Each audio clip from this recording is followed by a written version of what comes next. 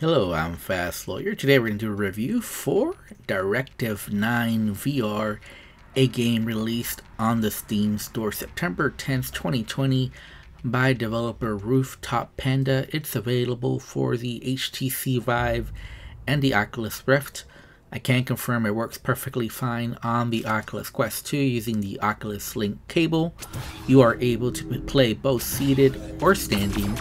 It normally retails for $9.99. It's currently out in early access. I did get this game through Viveport Infinity. So you have Viveport Infinity, I strongly recommend you try out this game if you like roguelite or roguelike. Now this game kind of falls in between both. It's not exactly a roguelike because you start off completely the same way on the first run as you did on your last run. The difference is certain weapons are unlocked, so technically you can buy them earlier, but you still have to get the credits to buy them. So doing really good on a previous run doesn't help you all that much really, and I found that out the hard way. So yeah, Directive 9 is very challenging, just like most roguelikes or roguelites. I know a lot of you are wondering, how does Directive 9 compare to Compound? Compound is absolutely one of my favorite FPS shooters, roguelikes, and it is absolutely one of the best games in VR. Unfortunately, Directive 9 does not compare to Compound at all. Compound is one of the best games in VR, and if you've never played it before, I would recommend that as an entry point to FPS shooters, roguelikes in VR. And it's just top quality. It has a lot more depths and a lot more variety than Directive 9. It's just more polished and just better in every way imaginable. However, the dev there has been working on the game for quite a while. It's still in early access, but the developer has just been constantly updating that game. The good news for Directive 9 is that this developer has been working on the game. There have been several updates to it to make it a better game. So it is possible that at the end of this development cycle for Directive 9, that it will be a much better game than I experienced and be able to compete with the likes of Compound.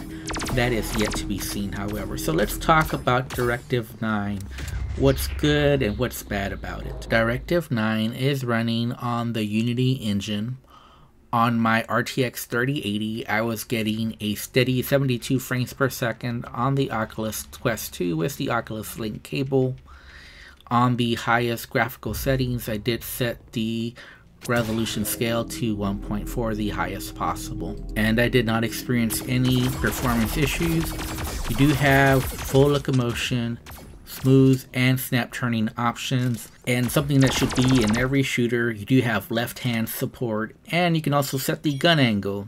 Great job, dev, on that. Now, because I played this game on Viveport Infinity, I don't know exactly how long I played it. I want to estimate it was 2 hours, and during those 2 hours I did experience several bugs which were pretty serious. So the first bug, and one that is avoidable, is that on the handgun, if you reload it and then you switch guns before completing the reload, it becomes totally bugged and you can't put the magazine into the chamber. So that's a big problem. You'll stop being able to use the handgun, and you'll see on the video that happened to me, and because of that I couldn't use my handgun anymore, which has unlimited ammo, which caused me to use my burst laser rifle, which has limited ammo.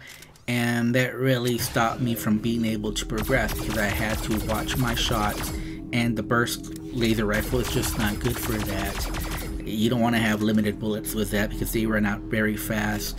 That means you have to be on target with almost every shot, which causes you to play slow or be very aggressive and try to get on target and not miss, because if you do, you will run out of bullets anyway. I died because of that. I also had a bug where I entered a room, then came out, and then the whole map kind of blanked out and I couldn't see anything on the map. Lastly, there was this issue just where I saw enemies shoot through walls, just where it was impossible for the bullet to get between me and the wall. So you try to be careful and use angles to get at your enemies while they can't get at you. But it's almost impossible to judge that because their bullets will go through walls, and I saw that happen on several occasions. I hope that gets patched up because you want to be strategic strategic in your runs, and when you're counting on barriers getting in between you and the enemy and they don't block the bullets, it really causes a problem. Now those bugs were annoying, but despite those bugs, I still enjoyed playing this game. But there's several things that keep it from being as good as Compound. One of the things that's very noticeable is just the level design. It's very bland, as well as the enemy character models and animations. Everything's just kind of bland, and I don't know what kind of work the developer plans to put as far as that. The different maps, the layouts, the different environments. I don't know if there's a plan to make them more visually appealing or not. I do like how there's different types of enemies, and that's good, but unfortunately none of them are really all that visually appealing. You know, there are differences you can tell from the enemies, but just the overall look and the overall animations could use a lot of work. Another thing is just the enemy AI. Now, I don't want to criticize the AI here too much because it's actually better than most VR shooters. Most VR shooters have enemy AI that's totally terrible. This is better than most, so I don't want to criticize the developer too much here when there is some thought to the enemy AI, and it does sort of work. There's just certain spots where I believe the AI could be much better. Sometimes you'll see the enemies just walk towards you and they're just very passive and they just don't want to seem to do anything, which makes for easy pickings for you as far as being able to shoot them down. And I can tell you from having played Compound that the enemies there are very good. They want to flank you, they want to get behind you, and you have to be on your toes, listening carefully to where they might be, positioning yourself very carefully. Not so much in this game, where they pretty much do stay in front of you, but sometimes they'll just stay back, like in cover, or stay hidden for an extra long time. Versus like in most VR games where all the enemies just walk towards you and it's just pretty dumb. So at least in this game they do act in a semi-intelligent manner, although not nearly as good as in Compound. One thing I do like about this game is the different weapons and especially the different power-ups. So there's a lot of smart upgrades here. For example, there are some upgrades that add fire damage to your weapon or that increase your healing chance. And I like the railgun personally. It's my favorite weapon so far, and while the shield is a nice crutch to have, I did find that changing it for the plasma grenade is a lot better because the plasma grenade can be used a lot more strategically. However, therein lies one of the problems. The plasma grenade doesn't seem to always work. There were times where I fired it right near the enemy and it seemed to have no effect. I don't believe that's something that should happen. I believe that's a bug, but don't know if there's supposed to be a failure rate with using that plasma grenade. Now the levels are procedurally generated, so there is variety for each run. Unfortunately, there just isn't enough variety. After a few runs, I started seeing some of the same room configurations. About the real difference is just the different upgrades that you might find along the way. And you do have to think about whether you want to spend your credits then and there to make an upgrade there, or save it for later in the run. You might want to upgrade to a different weapon, and obviously you probably want to save your initial credits to buy that railgun. I strongly recommend that. It's very strong, it finishes lots of enemies off very quickly. And there is one enemy that I kind of have a problem with, so I'll bring that up now. There is an enemy that heals the other enemies around, and so that means you have to be very aggressive against it. One of the problems is it's hard to identify the enemy, especially at a distance. Sometimes you won't notice the healing guy right away until you start seeing the enemies, they're being healed, what's going on. You finally find the guy who's healing them. But second of all, sometimes it's just difficult to get at him, especially if you don't notice him very quickly. As soon as you jump into the fray, if you don't notice him, it might be game over.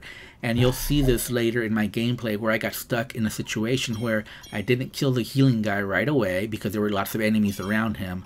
But once I got out to try to go back to safety and try to come back, I just couldn't kill any of them because the healing guy was just healing too much and my firepower just wasn't strong enough to go over that healing. So I think that character is a little overpowered. It's just almost impossible to kill one of those giants if he's healing them. And you can be hitting headshot after headshot. Doesn't make that much difference. So I think there could be a rebalance there just to make the game just a little bit more fun, a little bit more fluid. It really sucks to run into a situation like that where just enemies are being healed too much and you just don't have enough firepower to overcome that healing from the enemies. And you just see no way to get to the guy who's healing them, because if you do, it'll probably be a suicide run. Now, when I upgraded to the submachine gun, I thought it was going to be an upgrade from the railgun. It really isn't. The submachine gun, the SMG, is a lot more terrible than the railgun, so it's not much of an upgrade. I think there's a rebalance of the weapons that need to be made to at least make them on par with each other. It just seems that as far as the early weapons that are available, the railgun is just so much more powerful than the rest, and your handgun is better than the submachine gun or the burst rifle you have at the start available. Like I mentioned, this game is in early access and I don't want to be too hard on it, but I do have to rate the game as it exists right now. And right now there are just a little bit too many bugs, and there just needs to be a rebalance and also just more variety and depth to the gameplay to make it something really special. Right now I would say it's still a good game if you're okay with putting up with some bugs in early access, but mostly you're buying right now to support development. If I have to rate the game right now as is, I would give it a 6 out of 10. It is fun, and there's definitely a promising future for this game, as the dev does seem to be working on it quite consistently. So I give it a 6 out of 10, buy to support development, but there are better games, especially Compound. I would recommend that over this. Anyways, I'm Fast Lawyer. If you like my review, don't forget to like, comment, and subscribe. Have a wonderful day. Goodbye.